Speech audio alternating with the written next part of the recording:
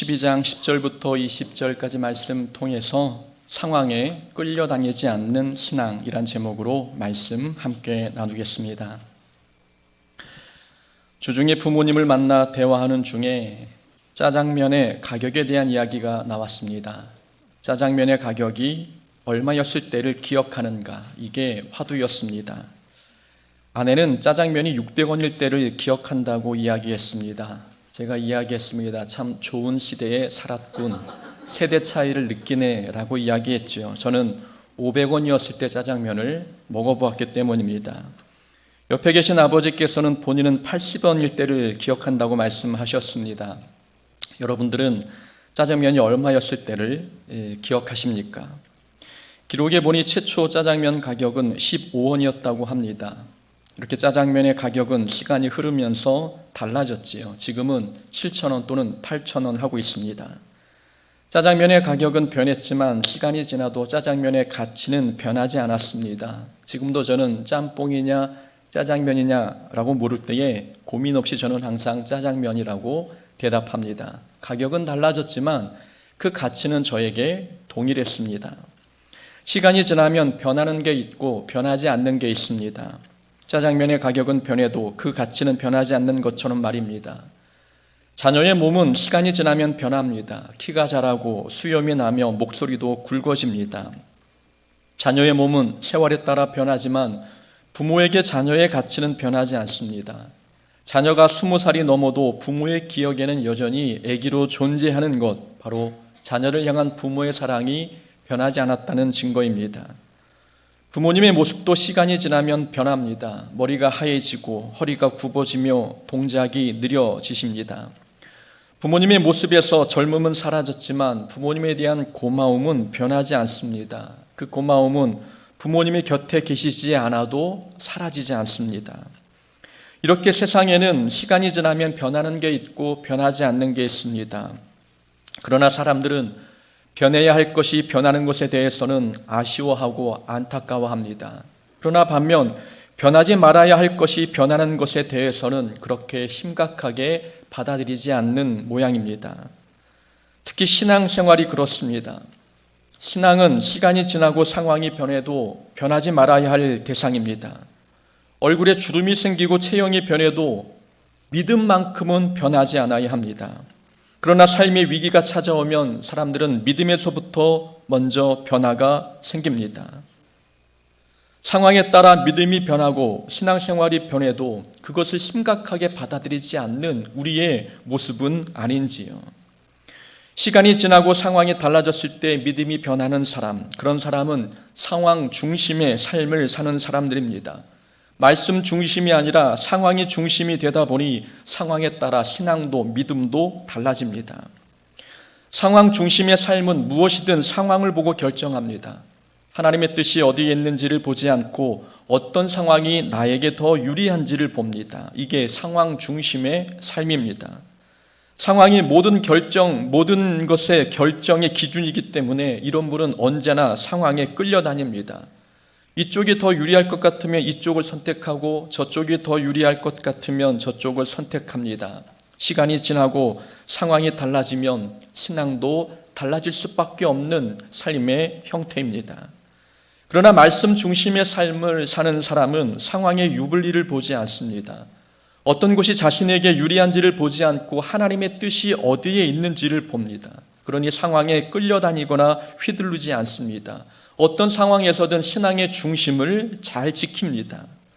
이런 사람은 상황이 자신에게 유리하거나 불리한 것과는 상관없이 믿음이 변하지 않습니다.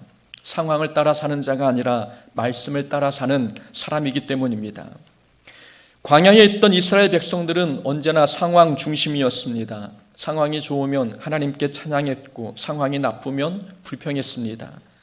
백성들은 애굽 상황이 너무 안 좋아지자 가나안 땅에 가고 싶었습니다. 그러나 가나안 땅으로 가는 광야길이 너무 힘들자 다시 애굽을 그리워했습니다.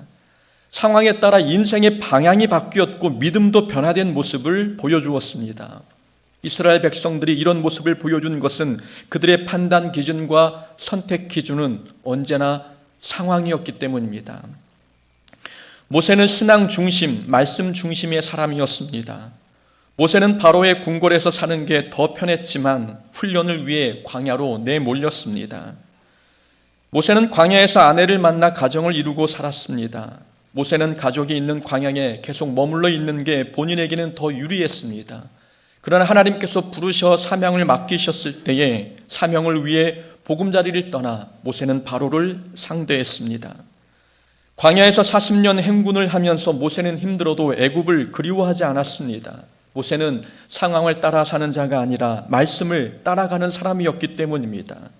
모세는 유리한 상황을 따라가지 않고 언제나 사명과 하나님의 뜻이 있는 말씀을 따라 사는 사람이었습니다.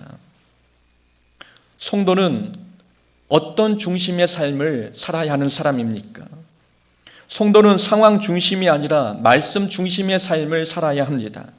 우리는 상황이 변했다고 해서 믿음이 함께 변하지 않아야 합니다. 우리는 믿음을 따라가는 사람이지 상황을 보고 무엇인가를 결정하는 사람이 아니기 때문입니다. 오늘 본문에서는 상황을 보고 결정한 사람 이야기가 나옵니다. 바로 아브라함입니다. 하나님께서는 아브라함을 복의 근원으로 삼아 그 후손들에게 복을 주시겠다 약속해 주셨습니다. 그래서 하나님께서는 아브라함을 이전에 살던 곳에 불러 새로운 약속의 땅으로 인도하셨습니다. 오늘 함께 읽지 않았지만 앞부분에 보면은 12장 4절 말씀에 이렇게 기록되어 있습니다. 아브라함은 여호와의 말씀을 따라가고, 아브라함은 하나님의 말씀을 따라 살았던 사람이었습니다. 하나님께서 고향과 친척과 아비집을 떠나 내가 내게 보여준 땅으로 가라고 명령하셨을 때에 아브라함은 갈 바를 알지 못하고 떠났습니다. 목적지가 어디인지 몰랐고 그 목적지에 어떤 위험이 있는지 어떤 복이 있는지 어떤 정보도 없는 상황에서 아브라함은 단지 말씀을 듣고 따라갔습니다. 대단한 믿음의 결단 아니겠습니까? 이렇게 말씀을 따라 살았던 아브라함이 오늘은 달라졌습니다. 10절 말씀입니다. 그 땅에 기근이 들었으므로 아브라함이 애굽에 거류하려고 그리로 내려갔으니, 하나님께서 인도해 주신 가나안 땅에 기근이 들자 아브라함은 애굽으로 내려갔습니다. 애굽은 곡창 지대였기 때문이지요. 아브라함은 기근이 든 땅에 머무는 것보다 양식이 풍족한 곳에 가서 사는 게 더 낫다고 판단했습니다. 믿음이 판단 기준이 아니라 상황을 보고 결정한 것입니다. 처음에는 말씀을 따라왔던 아브라함의 삶이었는데 상황이 달라지니 상황을 보고 더 유리한 쪽을 선택해가는 아브라함의 모습을 보여주었습니다.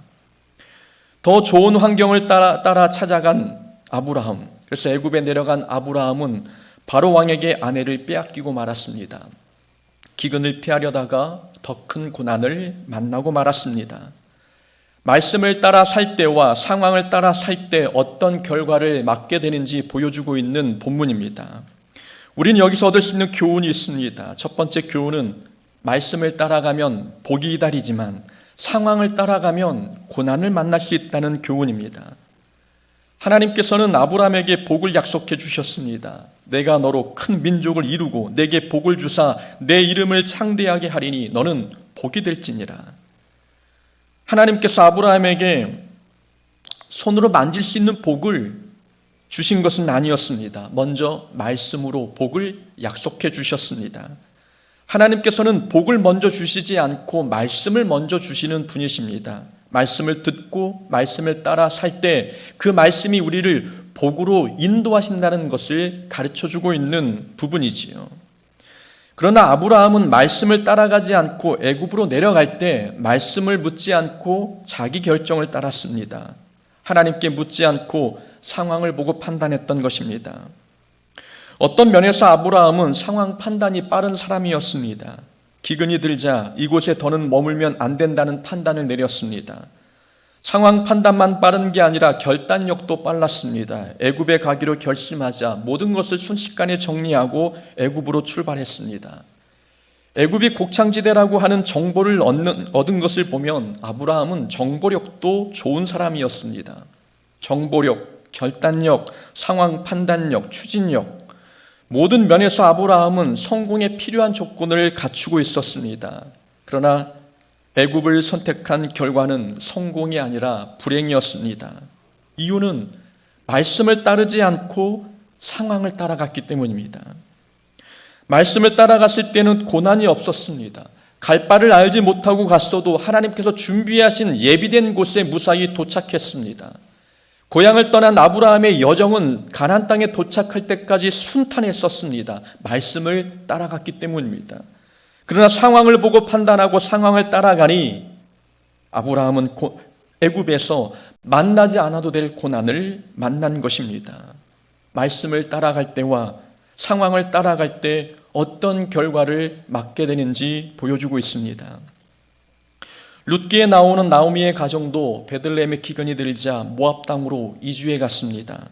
말씀을 기준 삼아 결정한 게 아니라 더 좋은 환경을 따라서 간 것입니다. 모압에서 기다리는 것은 복이 아니라 고통이었습니다. 모압에서 나오미는 남편과 두 아들을 잃지 않았습니까? 나오미가 룻과 함께 다시 베들레헴으로 돌아왔습니다. 베들레헴으로 돌아가면 가난한 삶이 기다리고 있었지만 이제는 베들레헴으로 가는 나오미의 여정은 믿음을 따라간 것이었습니다. 믿음을 따라 베들레헴에 도착하니 나오미의 가정이 하나님의 은혜 가운데 머물게 되었고 하나님의 위로와 형통의 복을 체험했습니다. 말씀을 따라가면 복이 기다리지만 상황을 따라가면 고난이 기다렸습니다. 성경은 우리에게 무엇을 따라 살아야 하는지 가르쳐주고 있습니다.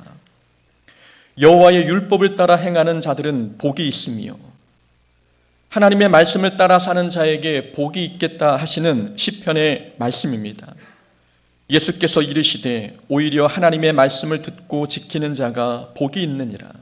예수님께서도 말씀을 듣고 지키는 자에게 복이 있겠다 약속해 주셨습니다. 성경은 이렇게 복이라고 하는 것은 말씀에 순종할 때 주어지는 것임을 가르쳐주고 있습니다. 우리는 선택의 순간에 놓였을 때 무엇을 선택의 기준으로 삼고 있습니까? 우리는 말씀을 따라 사는 인생입니까? 아니면 상황을 보고 결정하는 삶입니까? 우리는 상황을 보고 어떤 상황이 더 유리한지, 이 상황에서 무엇을 선택해야 나에게 더 유익이 되는지 유불리를 가지고 상황을 보고 상황을 판단하고 있지는 않습니까? 우리는 선택의 기로에서 하나님의 뜻이 어디에 있는지 보아야 합니다. 하나님께서 어디를 선택하라 말씀하시는지 말씀을 기준 삼고 결정해야 합니다. 우리는 눈앞에 펼쳐진 것만 해결하는 것이 목적이 아니라 하나님께서 예비하신 종착역에 무사히 도착하는 게 신앙생활의 목적이 아니겠습니까? 그러면 우리는 상황을 보고 판단할 것이 아니라 날마다 말씀을 보고 따라가는 삶이 되어야 합니다. 아브라함은 기근을 피해 애굽에 내려가기로 결정했습니다. 그러나 아브라함에게 한 가지 걱정이 있었습니다. 아내가 너무 아름다운 게 걱정이었습니다. 아내가 너무 아름다워 애굽 사람들이 자신을 죽이고 아내를 빼앗을까 봐 걱정이었습니다. 도대체 사라가 얼마나 아름다웠으면 남편이 이런 걱정을 할까? 저는 본문을 읽을 때마다 어릴 적부터 그 부분이 굉장히 궁금했습니다. 걱정이 너무 큰 나머지 아브라함은 사라를 자기 아내가 아니라 누이라고 말하기로 결정했습니다. 그러면 사람들이 자기를 죽이지 않을 거라고 생각했던 것이지요. 자, 현재 아브라함 마음에 있는 게 무엇입니까? 아브라함 마음에는 두려움이 있었습니다. 내가 죽으면 어떻게 할까? 아내를 빼앗기면 어떻게 할까? 두려움이 가득했습니다. 아브라함은 기근을 피해 애굽에 내려가고 있습니다. 풍족한 양식이 있는 곳을 선택해 가면 마음에 평안이 있고 기쁨이 있어야 맞지 않습니까? 그러나 아브라함의 마음에는 두려움이 있었습니다. 아브라함은 더 나은 상황을 선택함으로 기근은 피했지만 그렇다고 두려움까지 피했던 것은 아니었습니다. 우리는 여기서 얻을 수 있는 교훈이 있습니다. 환경과 상황을 바꾼다고 해서 두려움이 해결되는 것은 아닙니다. 아브라함은 더 좋은 상황을 선택해서 기근의 문제를 해결했습니다. 그러나 두려움의 문제는 해결하지 못했습니다. 사람들은 더 나은 삶을 위해 더 좋은 상황을 선택합니다. 더 좋은 상황을 따라 살면 행복할 수 있다고 믿기 때문이지요. 그러나 두려움과 걱정과 염려는 어떤 환경에서든지 존재합니다. 환경이나 상황을 바꾼다고 해서 두려움이 해결되는 것은 아닙니다. 두려움의 문제는 환경에 해결해 주지 않습니다. 두려움은 오직 하나님께서만 해결해 주십니다. 더 좋은 환경을 선택하면 기쁨이 있을 것 같지만 기쁨은 환경이 공급하지 않습니다. 우리의 두려움을 기쁨으로 바꾸시는 분은 오직 하나님밖에 없음을 우리는 기억해야 되는 것입니다. 이스라엘 백성은 애굽에서 탈출하면 행복할 줄 알았습니다. 그러나 광야길이 기다리고 있었습니다. 이제는 광야를 벗어나면, 그래서 가나안 땅에 들어가기만 하면 행복할 줄 알았습니다. 그러나 가나안 땅이라고 해서 달라질 건 아무것도 없었습니다. 가나안 땅의 양식은 풍족했지만 전쟁이 끊이지 않았고 우상 숭배로 인해 백성들의 삶은 더 피폐해졌습니다. 이스라엘 백성들의 문제는 환경을 바꾸면 모든 게 해결될 줄 믿었다는 것입니다. 그러나 이스라엘의 출애굽 역사는 환경을 바꿔야 행복할 수 있다는 것을 보여주는 게 아니었습니다. 출애굽의 역사는 주인을 바꿔야 행복한다는 것을 보여주는 사건입니다. 삶의 기쁨과 행복은 환경이 주는 것이 아니라 하나님이 주시는 것임을 우리에게 가르쳐주는 사건이 바로 출애굽의 역사입니다. 출애굽한 백성들에게 하나님께서는 율법을 주셨습니다. 말씀을 주신 이유는 환경만 바꾼다고 해서 고통이 해결되는 건 아니기 때문입니다. 하나님께서는 광야에서 율법을 주셔서 어떤 환경이든 중요한 것은 말씀대로 살아야 기쁨이 있다는 것을 가르쳐 주셨습니다. 광야냐 가나안 땅이냐 이게 중요한 게 아니라 말씀대로 사느냐 아니면 자기 상황을 보고 판단하느냐, 하나님과 함께 동행하느냐 아니면 자기의 판단을 따라 살아가느냐, 이런 사실이 우리의 삶의 행복과 기쁨을 결정한다는 것을 가르쳐주고 있습니다. 환경만 바꾼다고 해서 삶의 문제, 마음의 문제가 해결되는 것은 아닙니다. 진짜 복은 풍요롭게 사는 게 아니라 평안하게 사는 것 아니겠습니까? 부자로 사는 게 복이 아니라 기쁘게 사는 게 복입니다. 풍요를 얻었다고 두려움 속에 산다면 그 풍요가 무슨 소용이 있겠습니까? 아브라함은 풍요로운 삶만 생각했습니다.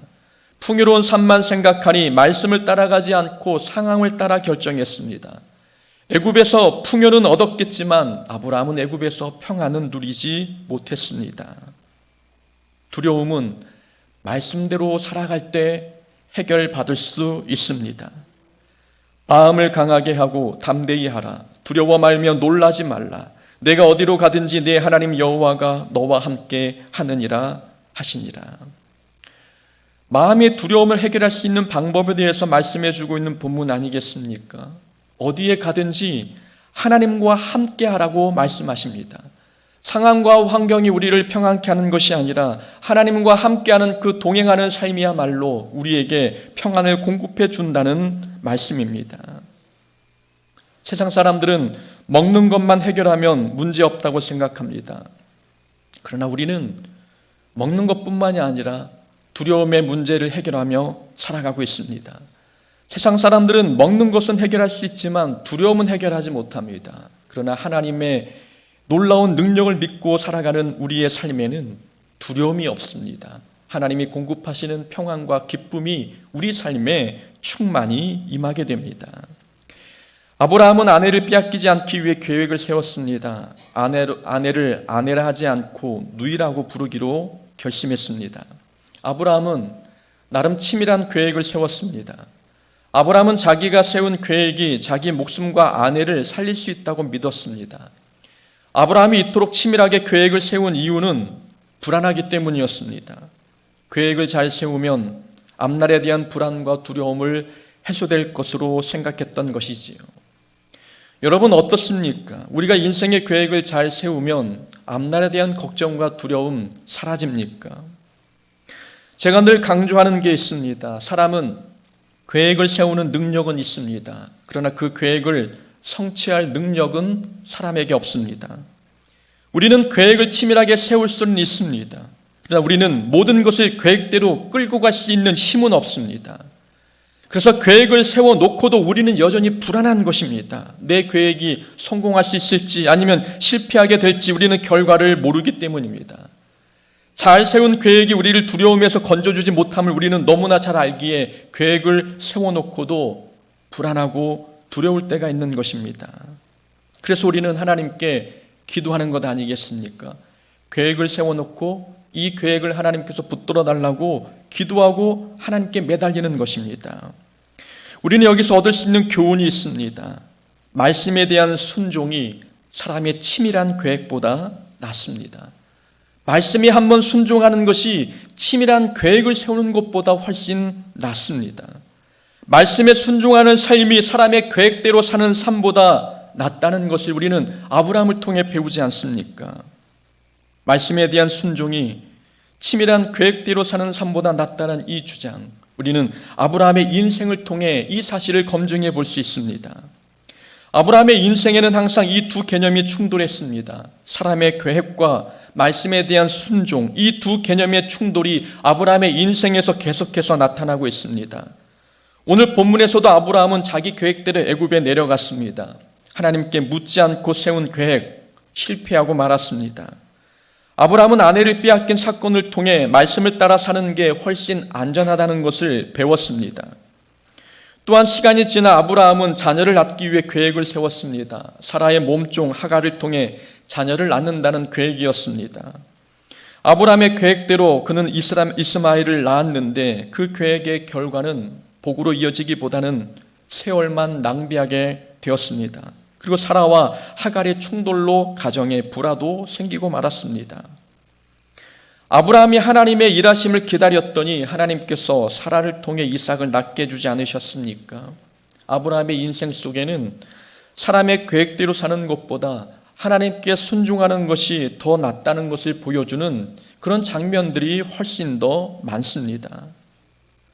말씀에 순종하며 사는 삶이 사람의 계획대로 사는 삶보다 낫습니다. 우리가 아무리 인생에 좋은 계획을 세워도 하나님께서 우리 걸음을 인도해 주시지 않으면 아무 소용이 없습니다. 어부 경험이 많은 베드로가 밤새 물고기 한 마리를 잡지 못했습니다.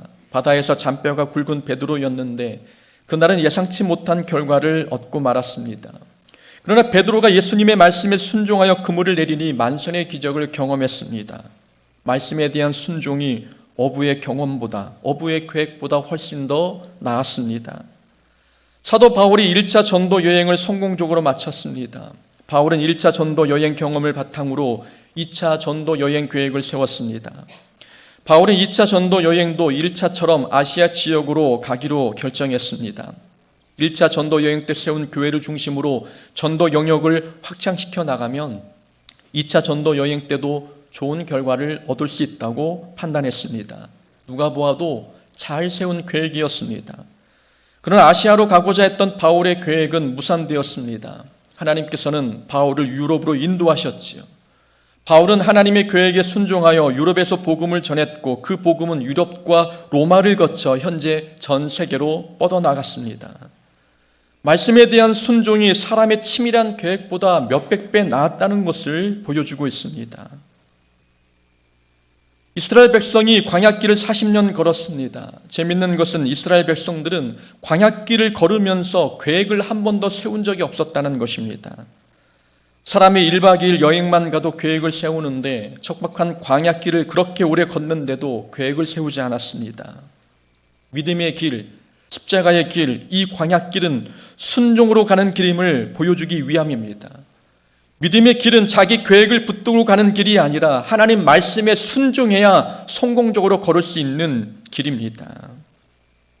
우리가 가는 믿음의 길, 우리는 무엇을 붙들며 살아가고 있습니까? 사람의 계획보다 말씀에 순종하는 것이 더 좋은 결과를 맺고 있다는 것, 성경이 우리에게 증언해주고 있습니다. 사람의 계획은 온전하지 않고 완전하지 않습니다. 인생의 계획을 잘 세워도 인생에는 예상치 못한 변수가 너무나 많습니다. 우리는 인생의 변수를 예측하지도 못하면서 계획만 잘 세우면 인생이 그 계획대로 잘 풀릴 것으로 믿고 있습니다. 우리만의 착각인 것이지요. 세계적으로 유명한 영화 기생충에 유명한 대사가 있습니다. 너는 다 계획이 있구나. 계획이 다 있는데 아이러니하게도 이 영화에는 사람이 세운 모든 계획이 다 실패했음을 보여주고 있습니다. 반지하에 사는 최우식 가족의 계획도 실패했고 부자 이선균 가정의 행복을 꿈꾸던 계획도 실패했습니다. 지하 밀실에 숨어 살던 이정은 가정의 계획도 실패했습니다. 주인공들은 모두 자기 계획이 완벽하다고 생각했습니다. 그러나 잘 나가던 계획이 예측하지 못한 변수가 나타났고, 완벽해 보였던 계획은 작은 변수 하나에 모두 무너지고 말았습니다. 애굽에 내려가는 아브라함에게도 다 계획이 있었습니다. 아브라함 본인은 완벽한 계획이라고 생각했지만 아브라함의 계획도 예상치 못한 변수로 인해 실패했습니다. 자기 계획에 따라 사는 삶보다 말씀에 순종하는 삶이 더 낫다는 것, 우리에게 증명해주고 있는 모습 아니겠습니까? 우리의 계획은 인생의 변수를 막아주지 못합니다. 그러나 하나님의 말씀에 순종할 때에 예상치 못한 변수를 만나도 그 말씀이 우리를 지켜주고 보호해 줍니다. 아브라함이 사라를 누이라고 말하자 바로는 정당한 대가를 주고 사라를 아내로 맞았습니다. 부당하게 아내를 빼앗겼다면 싸워보기라도 할 텐데 정당하게 사라를 데리고 갔으니 아브라함은 어떻게 해야 할지 몰랐습니다. 이때 하나님께서 아무것도 할 수 없는 아브라함을 위해 일하셨습니다. 하나님께서 사라를 아내로 맞이한 바로의 집에 재앙을 내리셨습니다. 재앙을 겪고 난 뒤 바로가 아브라함을 불렀습니다. 18절 말씀이지요. 내가 어찌하여 나에게 이렇게 행하였느냐? 내가 어찌하여 그를 내 아내라고 내게 말하지 아니하였느냐? 내가 어찌 그를 누이라 하여 내가 그를 데려다가 아내로 삼게 하였느냐? 바로가 아브라함을 불러 꾸짖는 내용입니다. 바로가 아브라함에게 한 책망의 골자는 왜 나를 속였느냐 였습니다. 왜 정직하지 못하고 속여서 나를 곤란하게 했느냐? 이것이 바로가 아브라함에게 내린 책망이었습니다. 여기서 부끄러운 게 무엇인지 아십니까? 하나님을 섬기는 사람이 우상을 섬기는 사람에게 야단맞았다는 점입니다. 복의 근원이 될 사람 아브라함이 바로에게 야단맞았습니다. 애굽의 우상을 섬기는 바로의 눈에도 아브라함의 행동은 잘못된 행동이었습니다. 아브라함의 행동이 잘못됐다는 걸 세상 사람도 아는데 아브라함 본인은 모르고 있었습니다. 우상 숭배자가 하나님의 자녀에게 똑바로 살라고 충고하는 것, 하나님의 자녀에게는 자존심 상하는 일이고 하나님의 영광을 가리는 일 아니겠습니까? 그리스도인이 그리스도인답게 살지 않으면 세상 사람들에게 야단맞습니다. 우리가 하나님의 자녀답게 살지 않으면 세상 사람들이 우리를 야단칩니다. 믿는 자에게 가장 부끄럽고 창피한 일, 성도가 세상 사람에게 책망받는 것입니다. 예수 믿는 자들의 도덕적 기준이 세상보다 못하니 세상이 그리스도인들을 책망합니다. 우리는 세상의 빛이고 소금입니다. 우리에게는 어두운 세상을 밝히고 삐뚤어진 것을 바로잡아야 할 사명이 있습니다. 그러기 위해서는 그리스도인의 행실이 더 거룩하고 순결해야 되지 않겠습니까? 우리의 삶은 세상 사람들보다 더 윤리적이고 도덕적이어야 합니다. 그러나 안타깝게도 세상 사람들 눈에 그리스도인은 상식이 통하지 않고 말만 잘하며 절대 손해보려 하지 않는 깍쟁이처럼 보이는 모양입니다. 그래서 그런지 세계적으로 흥행한 한국 영화 속에는 기독교가 비호감 종교로 나옵니다. 오징어 게임에서도 그렇고 수리남, 그리고 지금 유행하고 있는 더 글로리, 이 모든 드라마 영화 속에 기독교인의 모습은 비정상적인 모습으로 묘사되었습니다. 세상 사람이 문화라는 회초리로 그리스도인들을 야단치고 있는 느낌입니다. 어떤 목사는 정치와 결탁하여 일장기를 내걸고 어떤 목사는 교회를 세습합니다. 어떤 교회는 양보의 미덕을 보이지 않고 갈라설 때까지 다툽니다. 성도는 주인의식이 너무 지나쳐 교회에서 주인 노릇하려고 합니다. 세상 사람들이 볼 때 정말 이상한 모습들 아니겠습니까? 그러나 그리스도인인 우리만 모르는 눈치입니다. 세상 사람들도 아는 도덕과 상식을 그리스도인이 지키지 못하고 있다면 교회는 세상의 책망을 듣게 됩니다. 우리는 세상에서 책망받는 자가 아니라 세상 사람들이 우리를 보면 나도 교회 가고 싶다라는 말이 나오는 그런 모습이 돼야 아름답지 않습니까? 우리가 잘못하면 세상 사람들에게 야단 맞는 것, 이런 부끄러운 일, 우리 신앙생활에서 사라져야 할 모습인 것입니다. 20절을 보니까 이렇게 말씀합니다. 바로가 사람들에게 그의 일을 명하매 그들이 그와 함께 그의 아내와 그의 모든 소유를 보내었더라. 바로는 아브라함의 아내 사례뿐만 아니라 재물까지 돌려보냈습니다. 사실 바로의 기분으로는 아브라함 일행을 몰살시켜도 분이 풀리지 않을 상황이었습니다. 잘못은 아브라함이 했는데 재앙은 바로가 받았으니 말입니다. 그런데도 바로는 아브라함의 모든 것을 돌려주었습니다. 여러분, 바로가 왜 이렇게 행동했을까요? 바로는 아브라함이 무서운 게 아니라 아브라함 뒤에 있는 하나님이 두려웠기 때문입니다. 바로는 아브라함을 지켜주고 계신 하나님이 두려웠습니다. 그래서 아브라함을 함부로 대할 수 없었습니다. 바로도 무서워하는 하나님의 능력을 아브라함은 신뢰하지 않고 있다는 것이 문제였습니다. 바로는 하나님을 두려워해서 아브라함의 잘못을 말로만 책망하고 끝냈습니다. 아브라함이 바로가 두려워하는 하나님의 능력을 신뢰하고 믿었다면 아브라함은 자기의 계획보다 하나님을 의지했을 것입니다. 하나님이 인도하신 땅에 기근이 들었어도 하나님의 능력을 신뢰했다면 하나님이 준비하신 그 땅을 벗어나지 않았을 것입니다. 세상 사람도 하나님의 능력을 알고 있는데 예수 믿는 우리가 하나님의 능력을 신뢰하지 않는다면 하나님 보실 때에 답답하지 않겠습니까? 아내를 누이라 말한 아브라함의 비겁하고 비굴한 모습, 하나님의 능력을 신뢰하지 못한 데서 나온 행동이었습니다. 하나님의 능력을 믿는 성도라고 한다면 바로 앞에서도 당당했을 것입니다. 하나님의 능력을 믿었다면 기근이 들었다고 해서 그 땅을 떠나지 않았을 것입니다. 하나님의 능력이 우리와 늘 함께 하십니다. 전능하신 하나님께서 우리의 삶과 인생을 이끌어 가십니다. 그런 우리는 상황을 보고 판단하지 말고 전능하신 하나님 바라보면서 인생길을 걸어가야 합니다. 유불리를 보고 판단하기보다도 전능하신 하나님의 말씀을 따라 살아가는 삶이 되어서 말씀이 인도하는 복을 누릴 수 있는 우리 인생이 되어야 될 줄로 믿습니다. 그런 삶이 되기를 주의 이름으로 축원합니다. 아멘.